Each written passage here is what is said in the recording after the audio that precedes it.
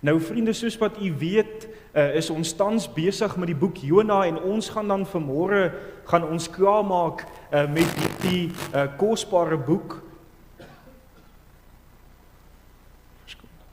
Ons gaan dan vanmôre klaarmaak met hierdie kosbare boek en vir die van u wat dan nou vanmôre vir die eerste keer hier is, net om vir elkeen 'n oorsig te gee oor dit wat ons dan nou verlede Sondag hanteer het. Ons het verlede Sondag het ons gekyk na hoofstuk 3, juis waar Jona ook dan nou nadat hy in hoofstuk 1 weggevlug het en nie God se opdrag wou uitvoer deur na Ninive toe te gaan en die woord van die Here met hulle te deel nie, sien ons in hoofstuk 2 het die Here ook gehandel met Jona en waar Jona dan in die ingewande van die groot vis was, hy het tot die Here gebid en hy het ook 'n gelofte aan die Here gedoen dat hy ook sal gaan na Ninive. En dan in hoofstuk 3 wat ons verlede week hanteer het ons gesien dat die opdrag van die Here het vir die tweede keer na Jona toe gekom, waar die Here dan ook vir hom gesê het, gaan na die groot stad Ninive en die boodskap wat ek jou beveel, bring dit vir hulle. En Jona het hom klaar gemaak en Jona het gegaan en het ons gelees dat wat was Jona se eerste woorde gewees? Hy het gesê nog 40 dae, dan sal Ninive verwoes word.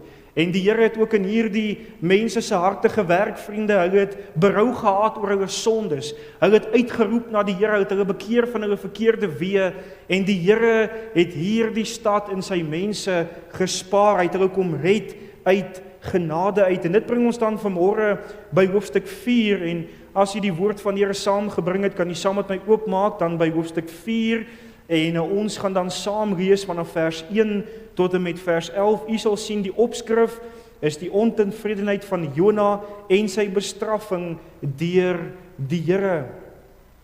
En sodra jy die plek het, hou ek vir ons voor vanaf vers 1. Maar Jona was hieroor erg ontstemd en hy baie kwaad geword. Toe bid hy tot die Here en sê, ag Here, het ek dit nie gedink terwyl ek nog in my land was nie? Daarom het ek tevore na Tarsus gevlug, want ek het geweet dat U 'n genadige en barmhartige God is, lankmoedig en groot van goedertierenheid, en een wat berou het oor die onheil. O Here, neem dan nou tog my siel van my weg, want is my beter om te sterwe as om te lewe. Daarop sê die Here, het jy rede om vertoornd te wees? En Jona het die stad verlaat en aan die ooste kant van die stad gaan sit. Daar maak hy toe vir hom 'n skerm en hy gaan daaronder in die skaduwee sit totdat hy sou sien wat met die stad gebeur. Toe beskik die Here God 'n wonderboom en laat dit oor Jona opskiet om te dien as skaduwee oor sy hoof om hom van sy ontstemdheid te bevry. En Jona was baie bly oor die wonderboom. Maar God het die volgende môre toe die dag breek 'n wurm beskik en die het die wonderboom gesteek sodat dit verdor het. En met sonop het God 'n gloeiende oostewind beskik en toe die son op die hoof van Jona steek, het hy magteloos geword en gewens dat hy mag sterwe en gesê dis vir my beter om te sterwe as om te lewe. Toe sê God vir Jona, het jy rede om vertoornd te wees oor die wonderboom? En hy antwoord, ek het rede om vertoornd te wees tot die dood toe. Verder sê die Here, jy wil die wonderboom spaar waar jy geen arbeid aan bestee het nie en wat jy nie groot gemaak het nie, wat in een nag ontstaan en in een nag vergaan het. Maar ek mag Ninive, die groot stad nie spaar nie, waarin meer as 120.000 mense is, wat die onderskeid tussen hulle regter en hulle linkerhand nie weet nie, en baie vee. Net tot sover die wonderlike woord van die Here. Nou vriende, ons gaan ook dan oorgaan na gebed toe en verenig in gebed, en ek gaan net vra vir die mans wie dit moontlik is om te staan, en dan gaan ons ook saam die aangesig van die Here vanmôre soek. Kom ons bid saam. Wonderlike Here, baie dankie dat ons vanmôre die voorreg het om hier in U huis te kan wees. Here, baie dankie dat ons vanmôre ook U naam kan groot maak. Baie dankie dat ons vanmôre vir U die eer kan gee.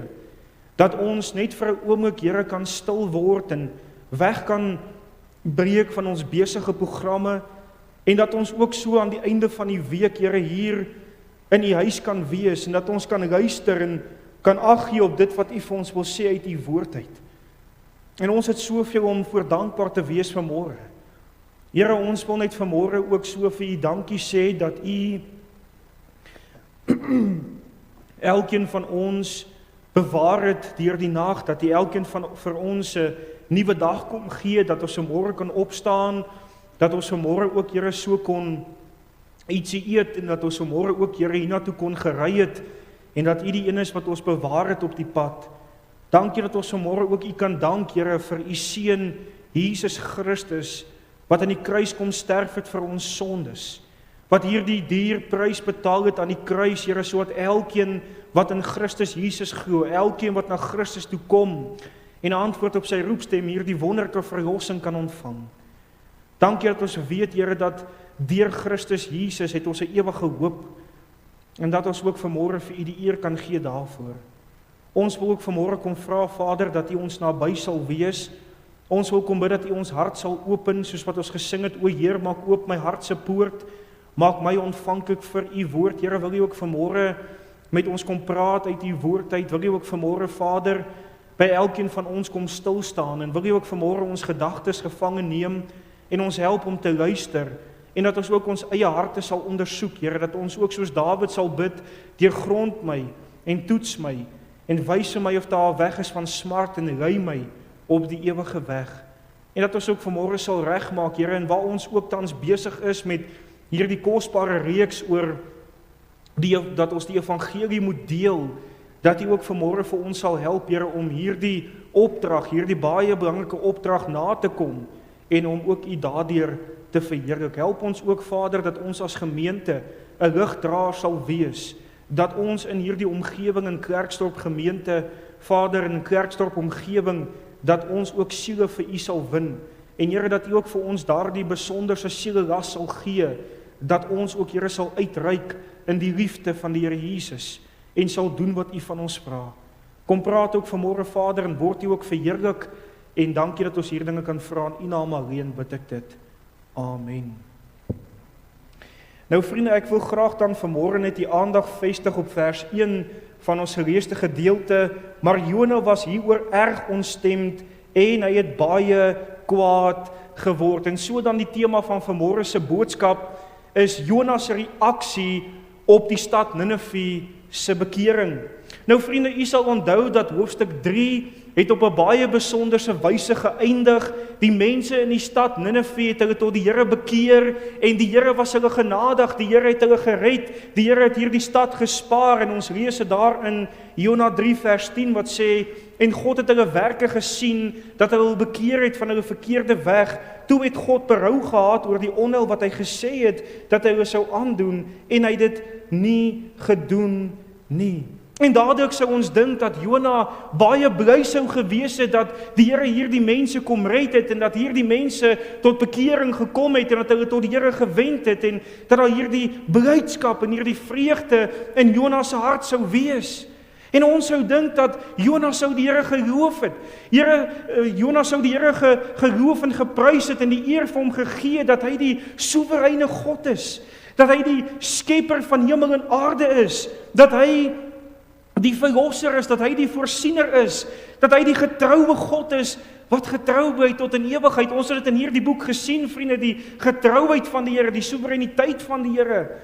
En dat Jona sou tyd neem om hierdie mense in Ninive te leer, om vir hulle ook saam met hulle die pad te stap, om so bietjie daar te bly, en ook so vir hulle te wys, maar hoe word die Here gedien, en hoe kan hulle groei in die Here?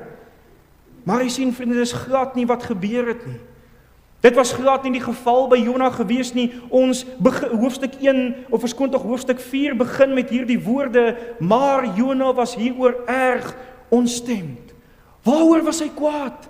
Hy was kwaad gewees oor die bekering van Ninive. Hy was kwaad gewees omdat God hierdie heidense nasie kom red het.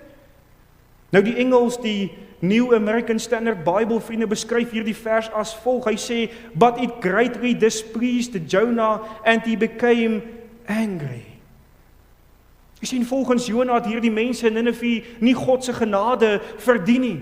Want hulle was Israel se vyand gewees, en hoe kon die Here hulle gered het? Hoe kon die Here sy genade aan hierdie mense getoon het, terwyl hulle eintlik die dood verdien het? U sien vriende, Jona was ontevrede gewees in sy hart. Hy was ontevrede met die Here se werkwyse, en is amper half asof Jona in hierdie gedeelte die Here se wil kom bevraagteken. Dis amper half asof Jona in hierdie gedeelte vir die Here wil voorskryf wat hy moet doen en wat hy nie moet doen nie.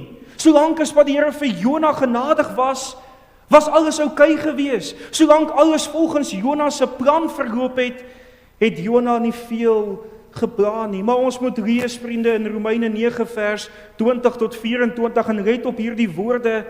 Maar tog, o mens, wie is jy wat teen God antwoord? Die maaksel kan tog nie vir die maker sê, waarom het jy my so gemaak nie? Of het die potterbakker nie mag oor die klei om uit dieselfde klomp die een voorwerp tot eer en die ander tot oneer te maak nie? En as God, al wil hy sy toorn bewys en sy mag bekend maak, tog met groot lankmoedigheid die voorwerpe van toorn wat vir die verderf toeberei is, verdra het, juis om bekend te maak die rykdom van sy heerlikheid oor die voorwerpe van barmhartigheid wat hy voorberei het tot heerlikheid, ons naamlik wat hy geroep het, nie alleen uit die Jode nie, maar ook uit die heidene. Die Here kom leer vir ons in hierdie vers, vriende, dat hy in beheer is van sake en nie die mens nie, dat hy die een is wat ook uitreik na die verlore sondaar, dat hy die skepper is, dat hy die verlosser is, dat ek en u onsself moet onderwerp aan hierdie groote God, en dat ons ook hom moet dank dat hy bemoeienis maak met die mens, dat hy die mens wil red, dat hy die mens oproep tot bekering. En dis wat Jona gemis het. Jona was so gefokus gewees op homself, dat hy hierdie groote God, dit wat God doen, nie raak gesien het nie. En geliefdes, hoe maklik kan dit nie gebeur, dat ons as kinders van die Here soms dieselfde gesindheid openbaar as Jona, dat ons nie eintlik wil hê dat die Here ons vyande moet red nie, dat ons nie eintlik wil hê dat die Here daardie persoon wat my te nagekom het, daardie persoon wat my seer gemaak het, dat ek nie die evangelie met hulle wil deel nie, want ek wil nie hê dat God hulle moet red nie. Maar ek wil besluit oor met wie ek die evangelie moet deel en wie nie. Daardie buurman wat sy vrou so slaan, daardie buurman wat sy vrou so vloek. Nee, ek gaan nie met hom die evangelie deel nie. Kyk hoe sleg is hy. My vriend, daardie buurman het juis nodig om van Jesus te hoor. Wat van daardie baas by die werk wat jou sleg behandel, en jy sien hoe daardie baas sy vrou verneek, jy sien hoe daardie baas daar in die spreekkamer of daar by sy werk in sy kamer, wat hy dan met 'n ander vrou daar uitstap. En jy skud jou kop en jy sê nee, ek gaan nie die evangelie met hom deel nie. Maar hy het juist nodig om met hom te praat oor Jesus, sodat hy sy stand voor God kan besef, en dat hy kan besef dat hy Jesus nodig het om hom te red. Ons moet juist die evangelie met hom deel. Maar so maklik, vriende, kan ek en u in hierdie struik trap, dat ons vergeet dat die Here het ons siel uit genade kom red. As jy vanmôre kan getuig dat jy weergebore is, die Here het jou siel uit genade kom red, en ek en u dit nie verdien nie, vriende. Nie een van ons kan vanmôre sê dat ons God se genade verdien nie, maar tog kom wys hy dit vir ons. Tog het hy ons kom red, as jy vanmôre kan getuig. Ons harte, vriende, moenie koud raak teenoor verlore siele nie. Ons harte moet nie koud raak teenoor medebroers en susters wat tot bekering gekom het, wat nie in die geloof is nie. Nee, maar ons moet ons nou toe uitreik. Ons moet hulle saam met hulle die pad stap en saam met hulle groei in die Here. Ons moet vissers van mense wees wat in ons meester se voetspore wandel. Vriende, ek het eendag by die winkel ingestap wat ek iets gaan koop het. En wat my so getref het, toe ek daar by die toonbank kom, het ek 'n kruis gesien, en bokant hierdie kruis was 'n opskrif gewees, dit het ek vir jou gedoen, wat doen jy vir my?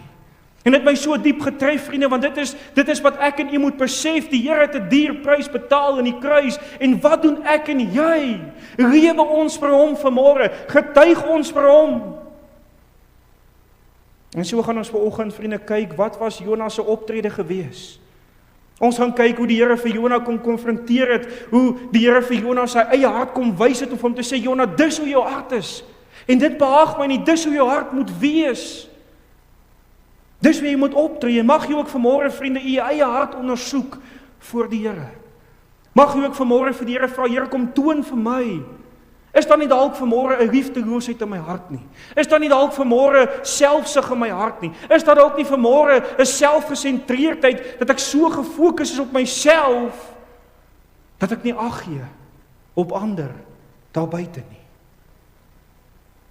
Daar is 3 gedagtes, vriende, wat ons gaan hanteer en dit bring ons by ons heel eerste gedagte. Ons lees ook in hierdie gedeelte dat terwyl Jona ontevrede was oor dit wat die Here kom doen het in Ninive, het Jona ook tot die Here gebid. Let op vers 2 en vers 3. Toe bid hy tot die Here en sê, ag Here, het ek dit nie gedink terwyl ek nog in my land was nie. Daarom het ek tevore na Tarsus gevlug, want ek het geweet dat U 'n genadige en barmhartige God is, lankmoedig en groot van goedertierenheid en een wat berou het oor die onheil. O Here, neem dan nou tog my siel van my weg, want is my beter om te sterwe as om te lewe. En weer eens vind ons, vriende, dat Jona besig was om te bid. Weer eens het Jona die geleentheid gebruik om tot die Here sy God te nader in gebed, maar u sien, hierdie gebed is heeltemal anders as die gebed wat Jona in hoofstuk 2 gebid het. U sal onthou wat gebeur in hoofstuk 2. Jona bid tot die Here, hy is dankbaar vir die Here se verlossing, hy maak die naam van die Here groot. Maar lees u hier, vriende, dat hier's geen dankbaarheid nie. Hier is geen woorde wat Jona spreek om homself aan die Here te onderwerp en te sê, Here, ek onderwerp myself aan U. Here, ek maak U naam groot. Nee. In hierdie gebed spreek Jona sy ongelukkigheid uit teenoor die Here. Ons lees ook in hierdie gedeelte, vriende, dat Jona erken voor die Here dat die rede waarom hy in die begin na Tarsus gevlug het, was juis omdat hy God geken het en geweet het dat die Here is 'n barmhartige God, dat die Here 'n genadige God is en hy wou nie gehad het dat die Here hierdie mense in Ninive moes gered het nie. Ons lees in Joël 2 vers 12 tot 13, maar selfs nou nog spreek die Here, bekeer julle tot my met jou hele hart en met vas en geween en rouklaag en skeer julle hart en julle klere nie en bekeer julle tot die Here julle God, want hy is genadig en barmhartig, lankmoedig en groot van goedertierenheid en een wat berou het oor die onheil. Jona wou nie dit met hulle gedeel het nie. Jona wou nie vir hierdie mense sê dat God ook die een is wat hulle kan red as hulle na hom toe draai en hulle bekeer tot die Here nie. En hoe hartseer, vriende, dat Jona vergeet het, dat die Here was ook vir Jona genadig gewees. Toe Jona ongehoorsaam was, toe Jona weggevlug het, en toe Jona uitgeroep het in sy benoudheid na die Here, wat het die Here gedoen? Die Here was hom genadig. Die Here het 'n groot vis gestuur om vir Jona in te sluk en te bewaar vir 3 dae en 3 nagte. Die Here het hom op droë grond gebring. U sien, die Here kon net sowel vir Jona gelos het gesê, nee Jona, jy wou nie luister nie, so ek gaan jou laat verdrink. Of toe Jona op die droë grond gekom het, kon die Here 'n leeu gestuur het om hom op te eet. Maar die Here het nie. Want die Here gee vir Jona nog 'n kans. Kan nie verstaan waarom die Here in vers 4 die volgende sê, ek hou vir u voor, daarop sê die Here, het jy rede om vertoornd te wees? Jona het geen rede gehad om kwaad te wees nie, vriende. Want net soos wat die Here vir Ninive genadig was, was die Here vir Jona genadig gewees. Maar ons sien ook verder in hierdie gedeelte dat Jona het ook tot die Here gebid en gesê dat die Here sy siel moes wegneem, dat hy eerder moes sterwe. En hoe tragies, liewe broer en suster, om te sien dat toe Jona benoud was, toe hy daar in die see besig was om te sink en hy benoud was, het hy uitgeroep en het gesê, Here, red my. En die Here gee vir hom lewe en hy's bly. Maar nou bid hy en hy sê, Here, neem my siel weg. Waarom? Want jy sien, vriende, Jona wou eerder, dit was vir hom eerder beter gewees om te sterwe as om te lewe en te sien hoe hierdie heidene die Here gedien het en aanbid het. Hoe selfsugtig was Jona nie gewees nie. Want jy sien, Jona wou sy eie wil gehad het. Jona wou sy eie gemak bo die Here se wil geplaas het en hy sou eerder gestoe sien hoe duisende siele, mans, vroue, kinders verlore gaan as om hom daarin te verheug in hierdie siele wat by die kruis uitgekom het. Let op die woorde van die Here Jesus, vriende, in Lukas 15 vers 7. Die Here Jesus vertel die gelykenis van die verlore skaap, van die 99, die een wat verlore gegaan het, die een wat gesoek is en gevind is. En nou lees ons in vers 7, ek sê vir julle, dat daar net so 'n blydskap sal wees in die hemel oor een sondaar wat hom bekeer, meer as oor 99 regverdiges wat die bekering nie nodig het nie. Wanneer daar 'n siel tot bekering kom, is daar gejuig in die hemel oor hierdie siel wat geantwoord het, wat hom bekeer het tot die Here. Maar Jona het dit nie gedoen nie. En vriende, waarom kan ek en u as kind van die Here ook nie dieselfde doen nie? Jy sien hoe maklik gebeur dit dat ons ook soos Jona ontevrede raak wanneer die Here daardie persoon red waarvan ons nie hou nie.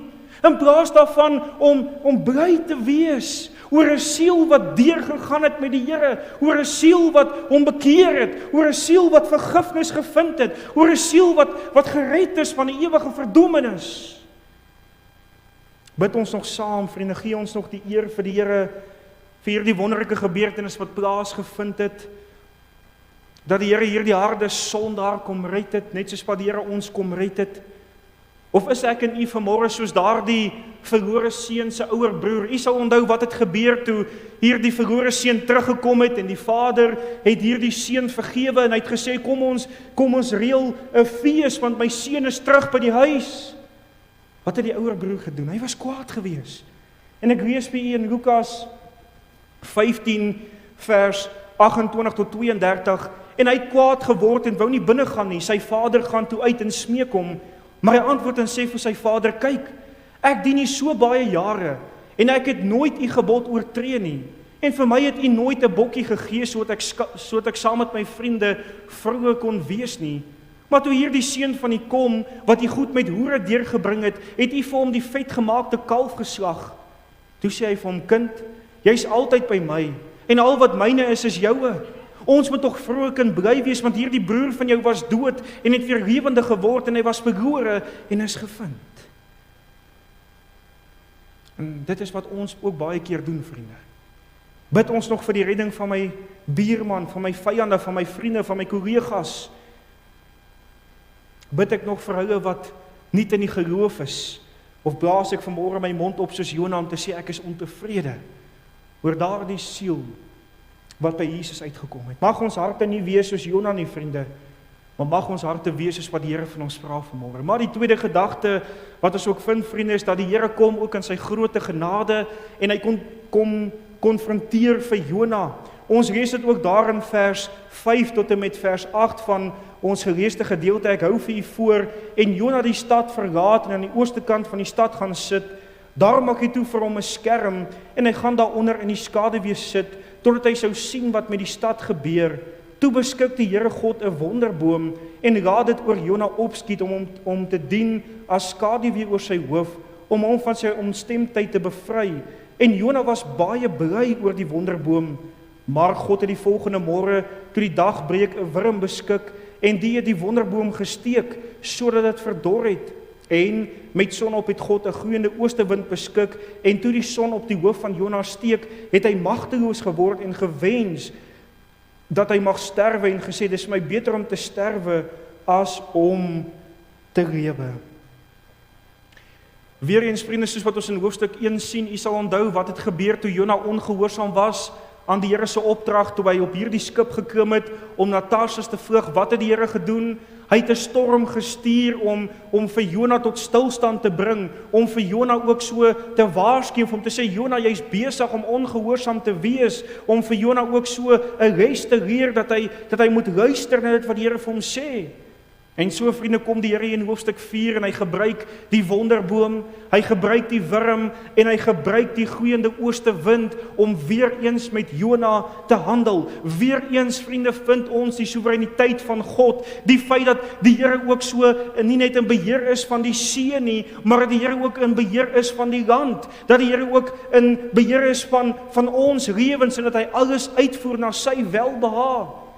Jy het op Psalm 135 vers 6 tot 7, alles wat die Here behaag doen hy, in die hemel en op die aarde, in die see en al die dieptes.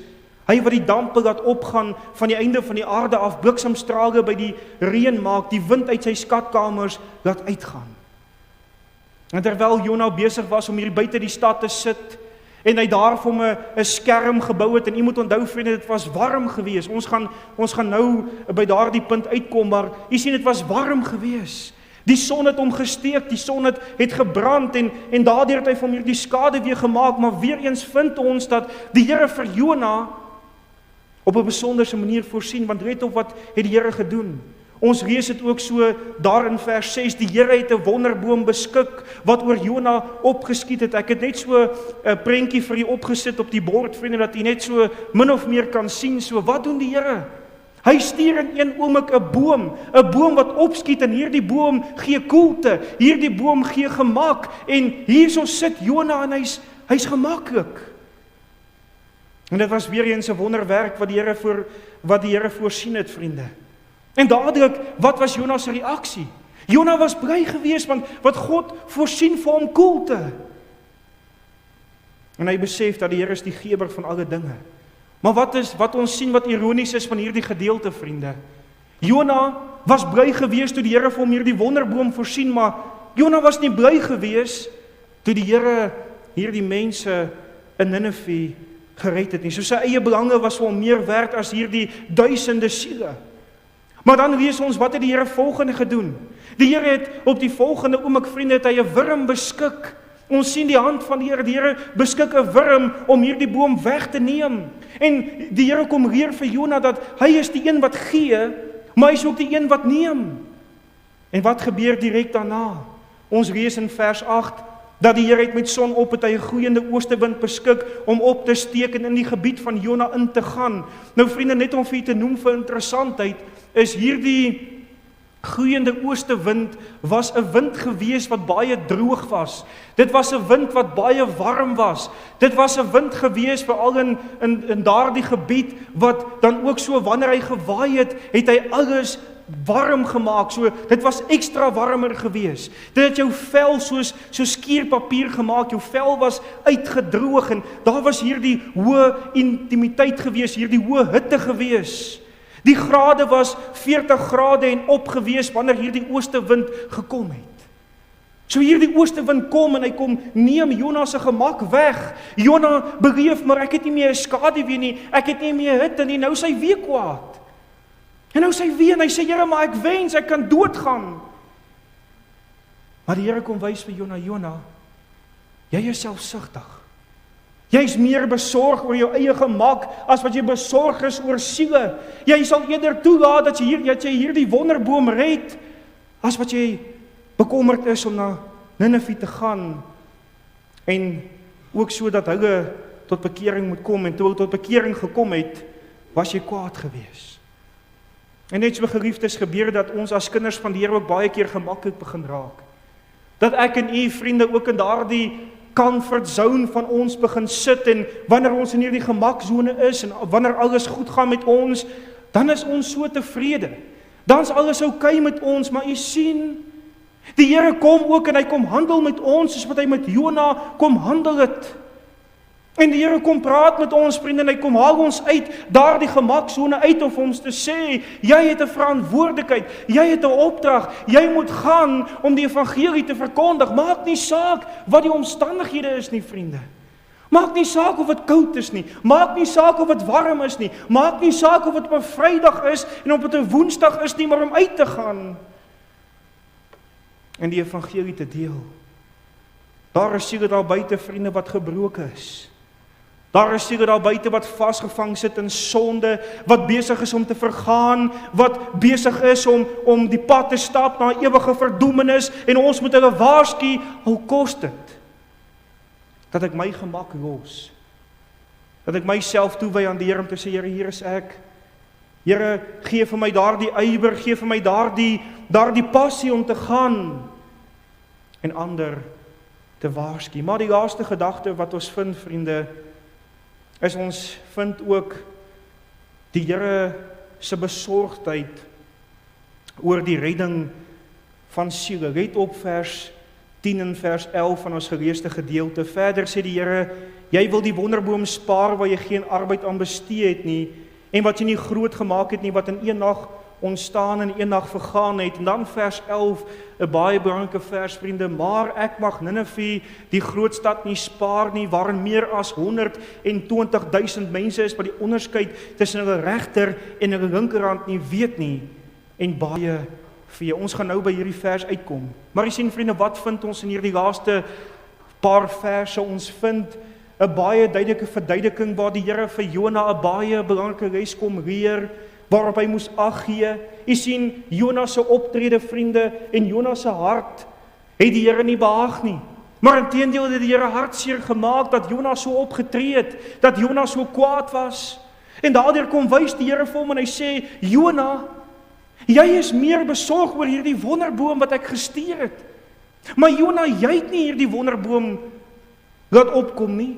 Jy het nie vir hierdie wonderboom water gegee nie. Jy het nie na hierdie wonderboom gekyk nie. Ek het na hom gekyk. Ek het hom gestuur. Ek het hom gegee. En jy is besorg oor hierdie boom, maar jy is nie besorg oor die duisende siele in Ninive, vir wie daar ook dan nou 'n ewigheid voor jy in die hel as God hulle nie gered het nie. Jy sien, dit hom nie veel geplan nie, vriende. Dit hom kwaad gemaak, maar iets kleins, iets tydeliks, waar sy gemak weggeneem is, daaroor was hy kwaad gewees. Maar die Here kom wys vir Jona, dat hy die een is, wat hierdie mense in Ninive geskape het, dat hy die een is wat besorg is oor die mens se siel. En vriende, wanneer ons kyk na vers 11, dan sien ons dat vers 11 beskryf ook vir ons baie duidelik dat daar in hierdie stad Ninive ook kinders was. Hier was nie net mans nie, hier was nie net vrouens nie, hier was kinders. En die Here was besorg oor daardie kindersiel. En ons lees dit in Matteus 18 vers 14.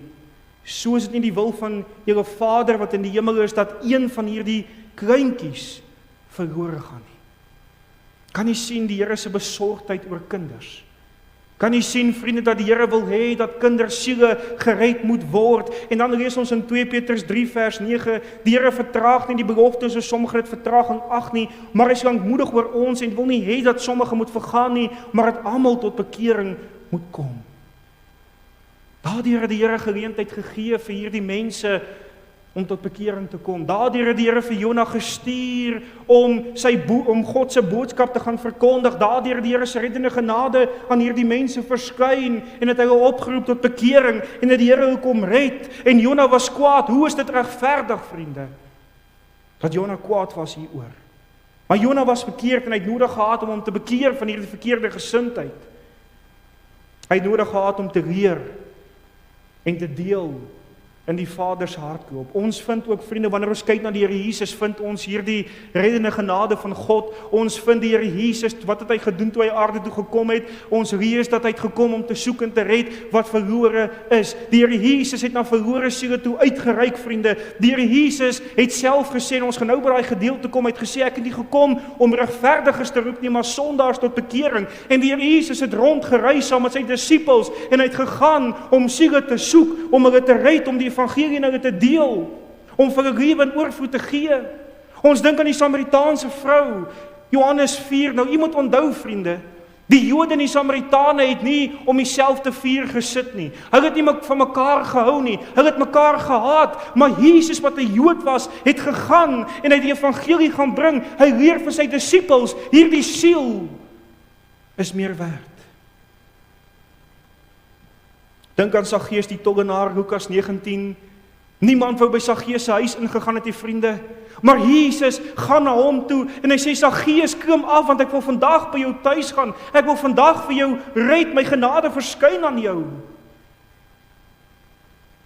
Die Fariseërs kon dit nie verstaan het waarom Jesus na sondags toe uitgereik het nie. Ja, vriende, ons moet verstaan, Jesus het nooit hulle sonde goedgekeur nie, want ons lewe vandag in 'n tyd waar mense sê, dat jy kan maar net doen wat jy wil, Jesus is okay daarmee. Nee, Jesus het hulle gekonfronteer oor hulle sonde, hy het die evangelie gedeel, maar hy het vir hulle geleentheid gegee om hulle te bekeer, om gered te word. Hy het juist gesterf aan die kruis vir ons sondes, sodat elkeen wat na hom toe kom gered kan word. Volg saam met my Matteus 9, vriende, ons lees in Matteus 9, vers 9 tot 13, en toe Jesus daarvandaan verder gaan, sien hy 'n man met die naam van Matteus by die tolhuis sit, en hy sê vir hom, volg my, en hy het opgestaan en hom gevolg. En terwyl hy in die huis aan tafel was, het daar baie tollenaars en sondaars saam met Jesus en sy disippels aan tafel gegaan, en toe die Fariseërs het sien, sê hulle vir sy disippels, waarom eet julle meester saam met tollenaars en sondaars? Maar toe Jesus het hoor, sê hy vir hulle, die wat gesond is, het die geneesheer nie nodig nie, maar die wat ongesteld is. Dan vers 13, maar gaan leer wat dit beteken, ek wil barmhartigheid hê en nie offerande nie, want ek het nie gekom om regverdiges te roep nie, maar sondaars tot bekeer.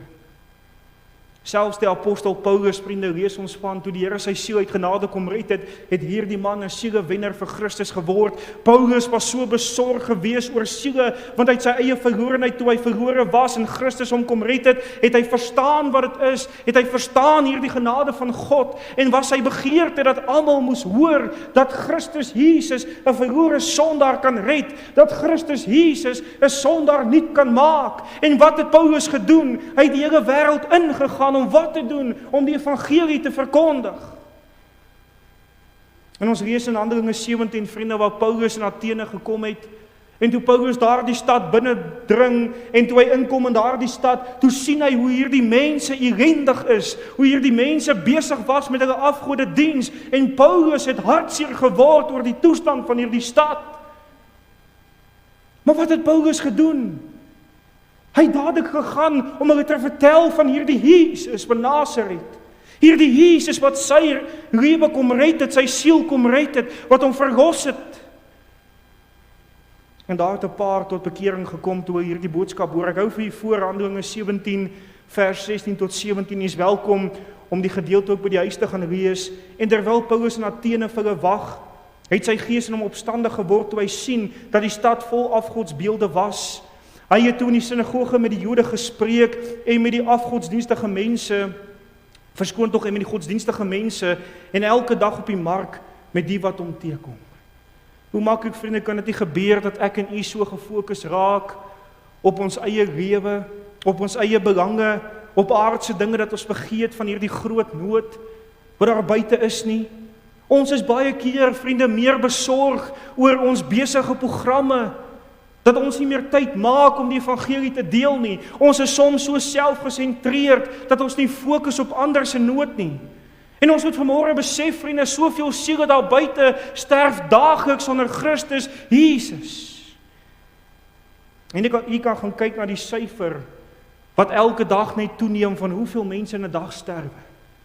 En dan vra jouself die vraag af, hoeveel van daardie mense het Christus Jesus geken? Is waarlik gered. Die vraag is vanmôre, liewe vriende, is daar vanmôre iets in my en jou lewe waaroor ons meer oor besorgd is as verlore siele wat op pad is na ewige verdoemenis? Is ons vanmôre meer besorg oor ons werk, oor ons stokperdjies? En ek vra vanmôre die vraag, vriende, hoeveel is jou vriend? Hoeveel is jou familie? Hoeveel is jou kinders? En jou kleinkinders se siele vir jou werd vanmôre? Dat jy hulle waarsku oor die ewigheid hierna. Ek sluit af. Ons het vanmôre gekyk na wat Jonas se reaksie was op die bekering van hierdie mense in Ninive. Ons sien dat Jona was ontsteld geweest, hy was ongelukkig. Hy het die Here bevraagteken, die handelwyse van die Here. Hy het tot die Here gebid en gesê, Here, neem my siel weg, want dit is my beter om te sterwe as om te lewe en hierdie mense se redding te aanskou. En die Here kom weer vir Jona 'n dierles, en hy kom toon vir hom sy eie hart, dat hy selfsugtig, selfgesentreerd, besorg oor sy eie gemak was.